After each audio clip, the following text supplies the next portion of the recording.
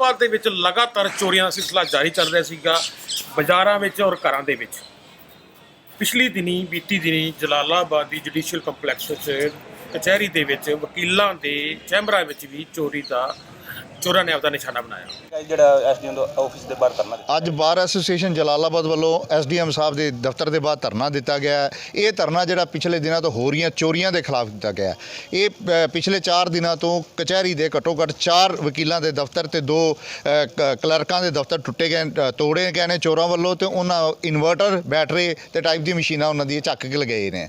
ਇਹ ਸਾਰਾ ਦਾ ਸਾਰਾ ਕੰਮ ਪੁਲਿਸ ਦੀ ਨਾਕਾਮੀ ਤੇ ਪੁਲਿਸ ਦੀ ਨਾਕਾਮੀ ਨੂੰ ਸ਼ੋਅ ਕਰਦਾ ਹੈ। ਪੁਲਿਸ ਦੀ ਇਹ ਨਿਖੇਧੀ ਹੈ ਜਿਹੜਾ ਕਿ ਕਚਹਿਰੀ ਵਿੱਚ ਇੰਨੀਆਂ ਚੋਰੀਆਂ ਹੋ ਰਹੀਆਂ ਨੇ।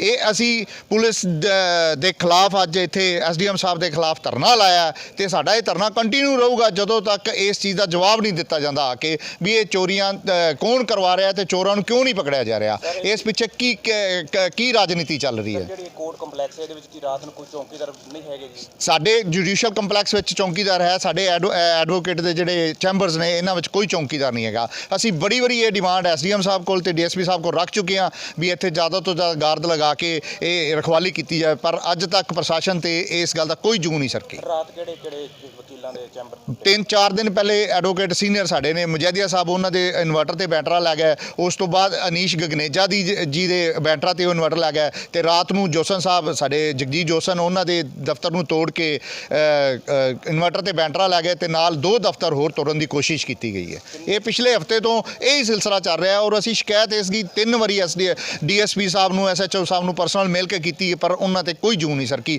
ਨਾ ਹੀ ਉਹਨਾਂ ਨੇ ਕੋਈ ਕਾਰਵਾਈ ਕੀਤੀ ਹੈ, ਨਾ ਹੀ ਕਿਸੇ ਚੋਰ ਨੂੰ ਪਕੜਿਆ ਗਿਆ ਹੈ। ਕੋਰਟ ਕੰਪਲੈਕਸ ਦੇ ਵਿੱਚ ਚੋਰੀਆਂ ਹੋ ਰਹੀਆਂ ਨੇ, ਇਹ ਕਿੰਨੇ ਦਿਨਾਂ ਤੋਂ ਹੋ ਰਹੀਆਂ ਨੇ? ਇਹ ਅਲੱਗ-ਅਲੱਗ ਪਿਛਲੇ 1 ਹਫ਼ਤੇ ਤੋਂ ਚੋਰੀਆਂ ਦਾ ਸਿਲਸਿਲਾ ਚੱਲ ਰਿਹਾ ਹੈ। ਇਹਦੇ ਮਸਲੇ 'ਚ ਸਾਡੇ ਬਾਰ ਐਸੋਸੀਏਸ਼ਨ ਦੇ ਪ੍ਰਧਾਨ ਸਾਹਿਬ ਤੇ ਸਾਡੇ ਵਕੀਲ ਮੈਂਬਰਾਂ ਨੂੰ ਵੀ ਲਿਖਤੀ ਤੌਰ ਤੇ ਵੀ ਤੇ ਜ਼ਬਾਨੀ ਤੌਰ ਤੇ ਵੀ ਡੀਐਸਪੀ ਸਾਹਿਬ ਨੂੰ ਐਸਡੀਐਮ ਸਾਹਿਬ ਨੂੰ ਮੰਗ ਪੱਤਰ ਦਿੱਤਾ ਗਿਆ, ਪਰ ਉਹਦਾ ਅਜੇ ਤੱਕ ਕੋਈ ਹੱਲ ਨਹੀਂ ਕੀਤਾ ਗਿਆ। ਜਦ ਕਿ ਜਿਹੜੀ ਸ਼ਹਿਰ ਦੀ ਜਿਹੜੀ ਵਿਵਸਥਾ ਬਣੀ ਹੋਈ ਹੈ, ਪਹਿਲਾਂ ਬਹੁਤ ਚੋਰੀਆਂ ਨੇ। ਪਿਛਲੇ ਹਫ਼ਤੇ ਵੀ ਇੱਕ ਲੇਡੀਜ਼ ਕੋਲ 50,000 ਰੁਪਈਆ ਤੇ ਮੋਬਾਈਲ ਚੋਰੀ ਕੀਤਾ ਗਿਆ। ਉਹ ਛੋਟੀਆਂ-ਮੋਟੀਆਂ ਮੋਬਾਈਲਾਂ ਦੀ ਚੋਰੀਆਂ ਤਾਂ ਰੋਜ਼ ਹੀ ਹੁੰਦੀਆਂ ਰਹਿੰਦੀਆਂ ਨੇ। ਇਸ ਮਸਲੇ ਵਿੱਚ ਸਾਡੀ ਬਾਰ ਐਸੋਸੀਏਸ਼ਨ ਨੇ ਅੱਜ ਧਰਨਾ ਲਾਇਆ ਕਿ ਜਿਹੜਾ ਪੁਲਿਸ ਪ੍ਰਸ਼ਾਸਨ ਬਿਲਕੁਲ ਸੁੱਤਾ ਪਿਆ, ਇਹ ਕੁੰਭਕੰਬਰੀ ਨੀਂਦ ਤੇ ਸੁੱਤਾ ਪਿਆ। ਕੋਈ ਕਿਸੇ ਚੋਰ ਨੂੰ ਫੜ ਨਹੀਂ ਰਿਹਾ, ਕੋਈ ਕਾਰਵਾਈ ਨਹੀਂ ਕਰ ਰਿਹਾ। ਅੱਜ 4 ਦਿਨ ਹੋ ਗਏ ਨੇ ਐਫਆਈਆਰ ਹੋਏ ਨੂੰ, ਪਰ ਅਜੇ ਤੱਕ ਕਿਸੇ ਮੁਲਜ਼ਮ ਨੂੰ ਕੋਈ ਗ੍ਰਿਫਤਾਰ ਨਹੀਂ ਕੀਤਾ ਗਿਆ। ਕਿੰਨੇ ਕੁ ਦਾ ਨੁਕਸਾਨ ਹੋ ਚੁੱਕਾ ਹੈ ਅਜੇ ਤੱਕ? ਇੱਥੇ ਲਗਭਗ 40-50,000 ਰੁਪਏ ਦਾ ਨੁਕਸਾਨ ਹੋ ਚੁੱਕਿਆ, ਜਦ ਕਿ ਨੁਕਸਾਨ ਦਾ ਹੋਰ ਵੀ ਜ਼ਿਆਦਾ ਖਦਸ਼ਾ ਹੈ, ਕਿਉਂਕਿ ਵਕੀਲਾਂ ਦੇ ਜਿਹੜੇ ਚੈਂਬਰ ਹੈਗੇ ਨੇ ਉਹਨਾਂ 'ਚ ਬੜੇ ਡਾਕੂਮੈਂਟਸ ਪਏ ਹੁੰਦੇ ਨੇ, ਹੋਰ ਕਈ ਤਰ੍ਹਾਂ ਦੇ ਜਿਹੜੇ ਲੈਪਟਾਪ ਮੋਬਾਈਲ ਜਿਹੜੇ ਇੱਥੇ ਟਾਈਪਿਸਟ ਪਏ ਹੁੰਦੇ ਨੇ, ਕੰਪਿਊਟਰ ਪਏ ਹੁੰਦੇ ਨੇ। ਜੇ ਲਗਾਤਾਰ ਸਿਲਸਿਲਾ ਚੱਲਦਾ ਰਿਹਾ ਤਾਂ ਚੋਰੀ ਦੇ ਘਟਨਾਵਾਂ ਵਧੀਆਂ ਰਹਿਣਗੀਆਂ। ਪਰ ਜਿਹੜੀ ਪੁਲਿਸ ਪ੍ਰਸ਼ਾਸਨ ਹੈ ਉਹ ਬਿਲਕੁਲ ਕੁੰਭ ਕਰਨੀ ਨਹੀਂ ਸੁੱਤਾ ਪਿਆ, ਅਜੇ ਤੱਕ ਕੋਈ ਕਾਰਵਾਈ ਨਹੀਂ ਕਰ ਰਿਹਾ ਜੀ। ਬਾਰ ਐਸੋਸੀਏਸ਼ਨ ਵੱਲੋਂ ਕੋਈ ਜ਼ਿਲ੍ਹੇ ਦੇ ਪੁਲਿਸ ਅਧਿਕਾਰੀਆਂ ਨੂੰ ਜਾਣੂ ਕਰਵਾਇਆ ਜਾ ਚੁੱਕਿਆ ਜੀ? ਇਸ ਮਸਲੇ ਵਿੱਚ ਸਾਡੇ ਪ੍ਰਧਾਨ ਜੀ ਨੇ ਕੱਲ੍ਹ ਸਾਡੀ ਸੈਸ਼ਨ ਜੱਜ ਸਾਹਿਬ ਨਾਲ ਮੀਟਿੰਗ ਸੀ, ਉਹਦੇ ਨੋਟਿਸ 'ਚ ਲਿਆਂਦਾ ਗਿਆ। ਸੈਸ਼ਨ ਜੱਜ ਸਾਹਿਬ ਨੇ ਇਹ ਵਿਸ਼ਵਾਸ ਦਵਾਇਆ ਸੀ ਮੈਂ ਐਸਐਸਪੀ ਨਾਲ ਮੀਟਿੰਗ ਕਰਾਂਗਾ, ਪਰ ਅਜੇ ਤੱਕ ਸਾਨੂੰ ਉਹਦਾ ਕੋਈ ਜਵਾਬ ਨਹੀਂ ਮਿਲਿਆ। ਐਸਐਸਪੀ ਸਾਹਿਬ ਵੱਲੋਂ ਤੋਂ ਡੀਐਸਪੀ ਸਾਹਿਬ ਵੱਲੋਂ ਕੋਈ ਅਜੇ ਤੱਕ ਵਿਸ਼ਵਾਸਨ ਨਹੀਂ ਦਿੱਤਾ ਗਿਆ ਕਿ ਚੋਰ ਅਸੀਂ ਫੜ ਲੈਣੇ ਜਾਂ ਇੰਨੇ ਦਿਨਾਂ 'ਚ ਫੜਾਂਗਾ। ਸਿਰਫ ਇੱਕ ਐਫਆਈਆਰ ਕਾਗਜ਼ੀ ਕਾਰਵਾਈ ਕੀਤੀ ਗਈ, ਉਸ ਤੋਂ ਬਾਅਦ ਕੋਈ ਕਾਰਵਾਈ ਨਹੀਂ ਹੋਈ। ਅਗਲਾ ਐਕਸ਼ਨ ਕੀ ਹੋਊਗਾ? ਅਗਲਾ ਐਕਸ਼ਨ ਇਹ ਹੋਏਗਾ, ਸਾਡਾ ਜਿਹੜਾ ਧਰਨਾ ਲਗਾਤਾਰ ਕੰਟੀਨਿਊ ਰਹੇਗਾ ਜਿੰਨੀ ਤੱਕ ਇੱਥੇ ਗਾਰਦ ਨਹੀਂ ਲਾਈ ਜਾਂਦੀ ਔਰ ਜਿਹੜੇ ਚੋਰੀਆਂ ਨੂੰ ਠੱਲ ਨਹੀਂ ਪਾਈ ਜਾਂਦੀ। ਤੇ ਸ਼ਹਿਰ 'ਚ ਵੀ ਲਗਾਤਾਰ ਜਿਹੜੀਆਂ ਚੋਰੀਆਂ ਹੋਣੀਆਂ, ਅਸੀਂ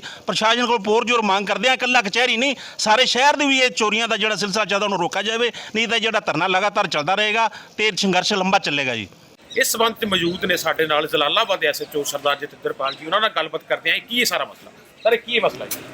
ਮਸਲਾ ਦੇਖੋ ਜੀ, ਨਸ਼ੇੜੀ ਔਰ ਚੋਰ ਆ ਜਿਹੜੇ ਕਾਫੀ ਵੱਧ ਗਏ ਨੇ।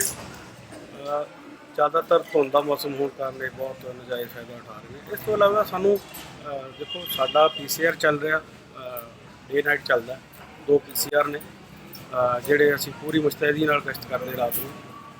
ਫਿਰ ਵੀ ਮੈਂ ਲੋਕਾਂ ਨੂੰ ਅਪੀਲ ਕਰੂੰਗਾ ਕਿ ਘਰਾਂ ਦੇ ਵਿੱਚ ਜਿਹੜੀਆਂ ਚੋਰੀਆਂ ਹੋ ਰਹੀਆਂ, ਛੋਟੇ ਡੌਗ ਆਉਂਦੇ ਨੇ ਜਿਹੜੇ ਬੰਦਿਆਂ ਨੂੰ ਅਲਰਟ ਕਰ ਦਿੰਦੇ। ਅੱਜ ਕੱਲ੍ਹ ਲੋਕਾਂ ਨੇ ਉਹ ਵੀ ਰੱਖਣੇ ਬੰਦ ਕਰਤੇ। ਲੋਕ ਘਰਾਂ 'ਚ ਸੁੱਤੇ ਹੁੰਦੇ ਨੇ, ਚੋਰੀ ਕਰਕੇ ਗਾਂ ਜਾਂਦੇ, ਉਹ ਤੜਕੇ ਉੱਠ ਕੇ ਦੇਖਦੇ ਘਰੇ ਸੁੱਤਿਆਂ ਤੋਂ ਚੋਰੀ ਹੋ। ਇੱਕ ਛੋਟਾ ਡੌਗ ਰੱਖਿਆ ਹੋਊਗਾ, ਉਹ ਭੌਂਕੂਗਾ, ਉਹਦੇ ਨਾਲ ਅਲਰਟ ਹੋ ਜਾਣਗੇ। ਇੰਨਾ ਤਾਂ ਕਰਨਾ ਚਾਹੀਦਾ, ਇੰਨਾ ਕਰਨਾ ਚਾਹੀਦਾ। ਅਗਲੀ ਗੱਲ ਸਾਨੂੰ ਦੇਖੋ, ਜਿਵੇਂ ਬਾਰ ਐਸੋਸੀਏਸ਼ਨ ਇਹਦੇ ਵਿੱਚ ਸਾਡਾ ਪੀਸੀਆਰ ਗੇੜੇ ਲਾਉਂਦਾ, ਫਿਰ ਵੀ ਉਹ 24 ਘੰਟੇ ਇੱਥੇ ਹਾਜ਼ਰ ਨਹੀਂ ਰਹਿ ਸਕਦਾ। ਮੈਂ ਬਾਰ ਐਸੋਸੀਏਸ਼ਨ ਨੂੰ ਅਪੀਲ ਕੀਤੀ ਹੈ ਕਿ ਇੱਥੇ ਇੱਕ ਚੌਕੀਦਾਰ ਰੱਖਣ, ਰਲ ਮਿਲ ਕੇ ਕੋਈ 100-50 ਕਲੈਕਟ ਕਰਕੇ ਉੱਥੇ ਚੌਕੀਦਾਰ ਰੱਖ ਸਕਦੇ ਨੇ, ਜਿਸ ਨਾਲ ਵੀ ਸਾਨੂੰ ਵੀ ਹੈਲਪ ਮਿਲੂਗੀ, ਕਿਉਂਕਿ ਪੁਲਿਸ ਦੀ ਥੋੜੀ ਕਮੀ ਹੋਣ ਕਾਰਨ ਅਸੀਂ ਇਹਨੂੰ ਕਵਰ ਨਹੀਂ ਕਰ ਸਕਦੇ। ਜਲਾਲਾਬਾਦ ਦੇ ਵਿੱਚ ਘਰਾਂ ਵਿੱਚ ਔਰ ਦੁਕਾਨਾਂ ਵਿੱਚ ਰਾਹ ਜਾਂਦੀਆਂ ਔਰਤਾਂ ਦੇ ਵਾਲੇ ਲਾਈ ਜਾ ਰਹੀਆਂ ਨੇ। ਕੀ ਕਰਨਾ ਇਹਨਾਂ ਨੇ? ਸ਼ਰੇਆਮ ਵਕੀਲਾਂ ਨੇ ਤੁਹਾਡੇ ਤੇ ਆਰੋਪ ਲਾ ਰਹੇ ਨੇ ਕਿ ਪੁਲਿਸ ਹੀ ਇਹ ਕਰਵਾ ਰਹੀ ਔਰ ਪੁਲਿਸ ਦੀ ਖਾਮੋਸ਼ੀ ਕਾਰਨ ਇਹ ਕੰਮ ਹੋ ਰਿਹਾ। ਦੇਖੋ ਜੀ, ਲਾਅ ਐਂਡ ਆਰਡਰ ਲਈ ਅਸੀਂ ਬਿਲਕੁਲ ਜਵਾਬਦੇਹ ਹਾਂ। ਸਾਡੀ ਹੀ ਜ਼ਿੰਮੇਵਾਰੀ ਬਣਦੀ ਹੈ ਕਿ ਅਸੀਂ ਚੋਰਾਂ ਨੂੰ ਫੜੀਏ, ਡਕੈਤਾਂ ਨੂੰ ਫੜੀਏ।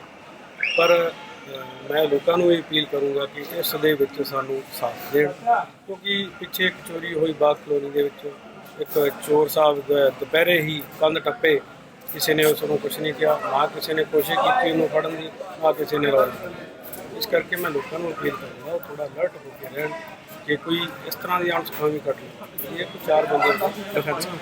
ਅੱਜ ਧਰਨੇ ਦੌਰਾਨ ਇਹਨੇ ਬੋਲੇ ਨੇ ਵੀ ਰਾਜਨੀਤੀ ਵੀ ਮਗਰ ਸ਼ਾਇ ਹੋ ਸਕਦੀ। ਕੀ ਸੱਚਾਈ ਹੈ? ਨਹੀਂ, ਮੇਰੇ ਮੁਤਾਬਕ ਰਾਜਨੀਤਿਕ ਵਿਸ਼ਾ ਕੋਈ ਸੱਚਾਈ ਨਹੀਂ ਹੋ ਸਕਦੀ, ਕਿਉਂਕਿ ਇੱਕ ਲੀਡਰ ਨੇ ਜਿਹਨੇ ਵੋਟ ਲੈਣੀ ਹੈ ਉਹ ਇਸ ਤਰ੍ਹਾਂ ਦਾ ਕੰਮ ਨਹੀਂ ਕੀਤਾ।